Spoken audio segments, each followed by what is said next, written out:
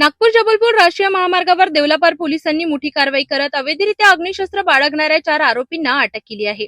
या कार्यवाहीत तब्बल 12,31,000 रुपयांचा मुद्देमाल जप्त करण्यात आलाय। 4 मार्च 2026 रोजी देवलापार पोलीस ठाणे यांना गोपनीय माहिती मिळाली की मध्य प्रदेशकडून नागपूरकडे येणाऱ्या MP28 CB 3008 क्रमांकाच्या क्रेटा वाहनातून काही इसम देशी बनावटीचे शस्त्र घेऊन येत आहेत।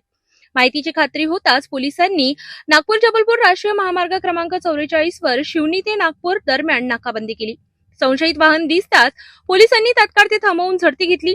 झडती दरम्यान वाहन चालक जमाल अहमद जावेद इक्बाल वय वर्ष 26 राहणार नागपूर याला कमरेला देशी बनावटीचे पिस्टल ब्राउझर आढळले। पिस्टलच्या मॅगझिन मध्ये 2 जिवंत काडतुसे सापडली। पोलिसांनी शस्त्रांचा परवाना विचारला असता कोणताही वैध परवाना नसल्याचे स्पष्ट झाले। या कार्यवाहीत दानिश अब्दुल गफूर अफिदी, शहबाज महमूद आलम आणि रियाज महफूज खान सर्व राहणार जबलपूर यांनाही अटक करण्यात आली। पोलिसांनी देशी बनावटीचे पिस्टल, 2 जिवंत काडतुसे, 7 मोबाईल फोन आणि संबंधित क्रेटा वाहन असा एकूण 12,31,000 रुपयांचा मुद्देमाल जप्त केला। या प्रकरणी देवलापार पोलीस ठाण्यात विविध कलमांनुसार गुन्हा दाखल करण्यात आला असून पुढील तपास सुरू आहे।